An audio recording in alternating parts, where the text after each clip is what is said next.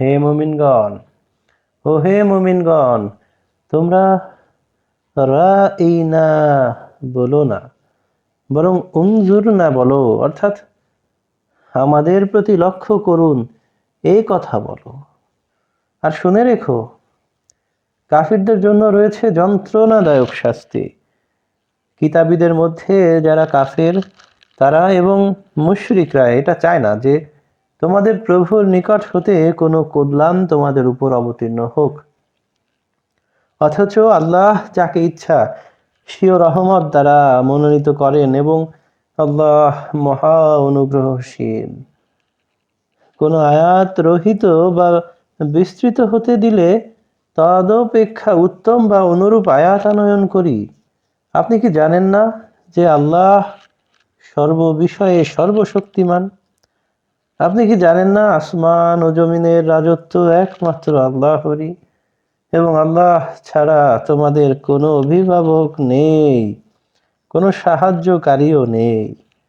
তোমরা কি স্বীয় রাসূলগণকে সেরূপ প্রশ্ন করতে চাও যেরূপ প্রশ্ন পূর্বে মূসা আলাইহিস সালামকে করা হয়েছিল, এবং ঈমানের পরিবর্তে কুফরি অবলম্বন করে অবশ্যই সে সরল পথ হারায়। ঈমানের পরিবর্তে কুফরি অবলম্বন করে অবশ্যই সে সরল পথ হারায়।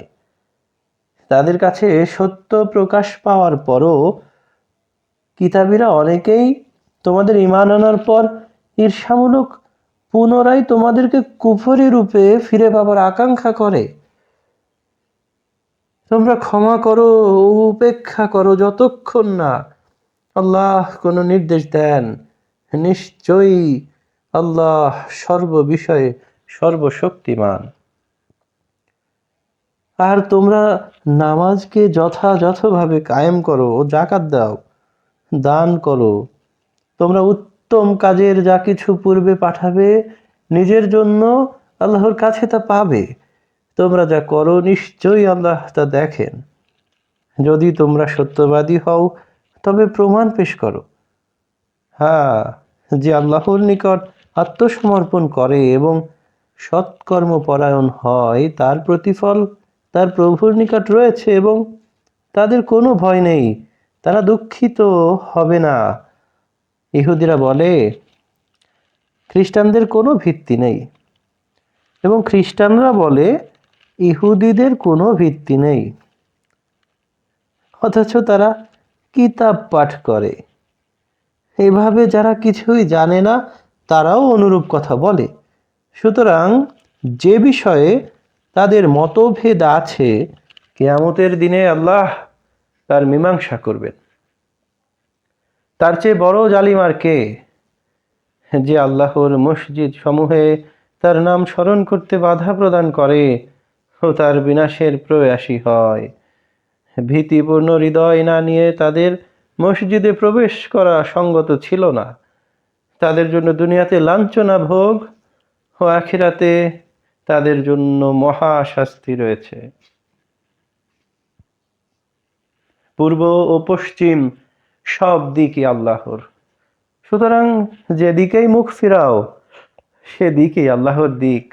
নিশ্চয়ই আল্লাহ সর্বব্যাপী সর্বজ্ঞ।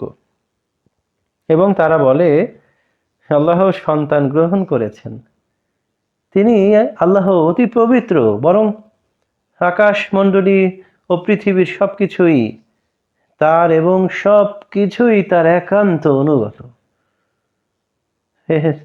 তারা বলে নাউজুবিল্লাহ নাউজুবিল্লাহি মিন যালিক, এবং তারা বলে আল্লাহ সন্তান গ্রহণ করেছেন, তিনি আল্লাহ অতি পবিত্র, বরং আকাশমণ্ডলীয় পৃথিবীর সবকিছুই তার এবং সবকিছুই তার একান্ত অনুগত। আল্লাহ আসমান ও জমিনের স্রষ্টা, এবং যখন তিনি কিছু করতে সিদ্ধান্ত নেন শুধু বলেন হও, তা হয়ে যায়। বস্তুত অজ্ঞরা বলে আল্লাহ আমাদের সাথে কোনো কথা বলেন না কেন? অজ্ঞরা বলে আল্লাহ আমাদের সাথে কোনো কথা বলেন না কেন, অথবা কোনো নিদর্শন আমাদের নিকট আসে না কেন? এভাবে তাদের পূর্ববর্তীরা তাদের অনুরূপ কথা বলতো। তাদের অন্তর একই। আমি দৃঢ় প্রত্যাশী দৃঢ় প্রত্যয়শীলদের জন্য নিদর্শনাবলী বর্ণনাকারী। আমি আপনাকে সত্যসহ সুসংবাদদাতা ও সতর্ককারী রূপে পাঠিয়েছি। জাহান্নামবাসীদের সম্পর্কে আপনাকে কোনো প্রশ্ন করা হবে না। ইহুদি ও খ্রিস্টানগণ আপনার প্রতি কখনো সন্তুষ্ট হবে না যতক্ষণ না আপনি তাদের ধর্ম অনুসরণ করেন। আপনি বলুন, নিশ্চয়ই আল্লাহর পথ নির্দেশই প্রকৃত পথ নির্দেশ। ইলম আসার পর আপনি যদি তাদের প্রবৃত্তির অনুসরণ করেন, তবে আল্লাহর বিপক্ষে আপনার কোনো অভিভাবক থাকবে না এবং কোনো সাহায্যকারীও থাকবে না। যাদের কিতাব দিয়েছি তাদের যারা যথাযথভাবে তা পাঠ করে তারাই তাতে বিশ্বাস করে, আর যারা তা অমান্য করে তারা ক্ষতিগ্রস্ত। হে ইসরাইল সন্তানগণ, আমার সেই অনুগ্রহকে স্মরণ করো যার দ্বারা আমি তোমাদেরকে অনুগ্রহিত করেছি এবং বিশ্বে সবার উপর শ্রেষ্ঠত্ব দিয়েছি। আর তোমরা সেই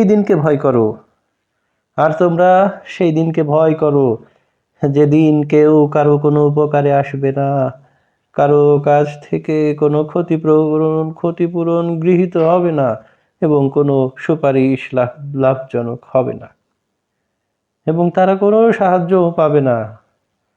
এবং যখন ইব্রাহিমকে তার রব কয়েকটি কথা দ্বারা পরীক্ষা করেছিলেন, আল্লাহ বললেন, তোমাকে মানব জাতির ইমাম বানিয়েছি।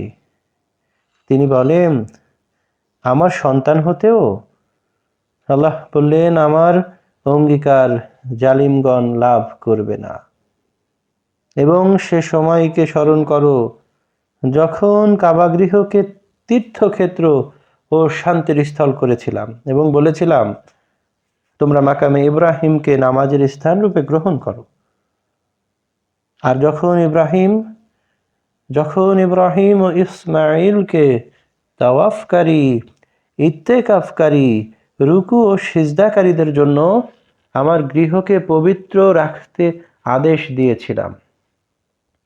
স্মরণ করো যখন ইব্রাহিম বলেছিলেন, হে আমার রব, এই শহরকে নিরাপদ করুন, ও যারা আল্লাহ ও আখিরাতের প্রতি বিশ্বাস রাখে তাদের ফলমূল থেকে রিজিক দান করুন।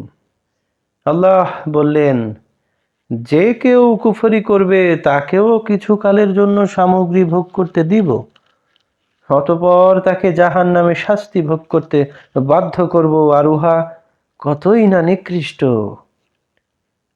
যখন ইব্রাহিম ও ইসমাইল কাবা গৃহের ভিত্তি স্থাপন করছিল, তখন তারা বলেছিল, হে আমাদের প্রভু, আমাদের এই কাজ কবুল করুন।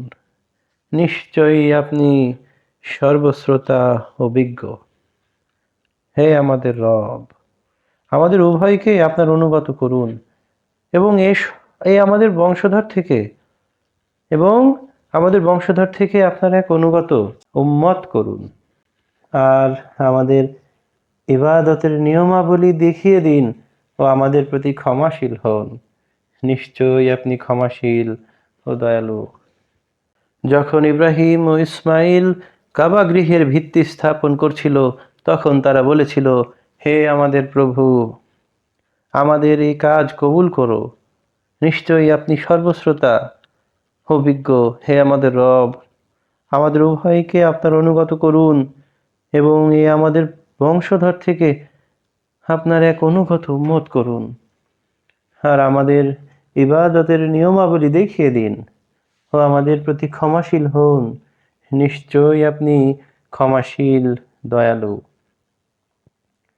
হে আমাদের রব, তাদের মধ্য থেকে তাদের কাছে এক রাসূল পাঠান, যিনি আপনার আয়াতসমূহ পাঠ করবেন, তাদেরকে কিতাব, ধর্মগ্রন্থ ও হিকমত শিক্ষা দিবেন এবং তাদের পবিত্র করবে।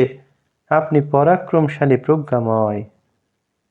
যে নিজেকে নির্বোধ করেছে সে ছাড়া ইব্রাহিম এর মতাদর্শ হতে আর কে বিমুখ হবে? দুনিয়াতে আমি তাকে মনোনীত করেছি, আখিরাতেও সে সৎকর্মশীলদের অন্তর্ভুক্ত হবে। তার প্রভু যখন তাকে বলেছিলেন আত্মসমর্পণ করো, তিনি বলেছিলেন বিশ্বের রবের নিকট আত্মসমর্পণ করলাম।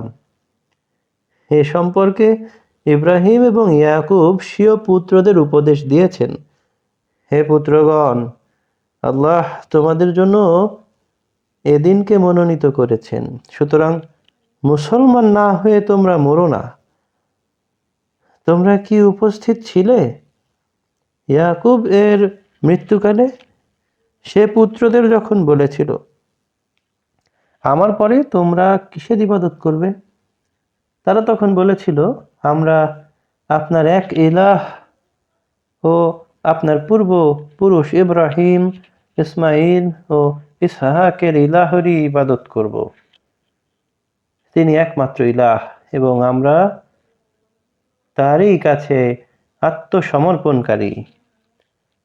সেই উম্মত অতীত হয়েছে, তারা যা অর্জন করেছে তা তাদের, আর তোমরা যা অর্জন করেছ তা তোমাদের, এবং তাদের কৃতকর্মে তোমরা জিজ্ঞাসিত হবে না। তারা বলে, তোমরা ইহুদি বা নাসারা হও, যথার্থ পথ হবে। তারা বলে, তোমরা ইহুদি বা নাসারা হও, যথার্থ পথ পাবে। বলুন, বরং মিল্লাতে একনিষ্ঠ হয়ে আমরা ইব্রাহিমের ধর্মাদর্শ অনুসরণ করব, আর তিনি মুশরিক ছিলেন না।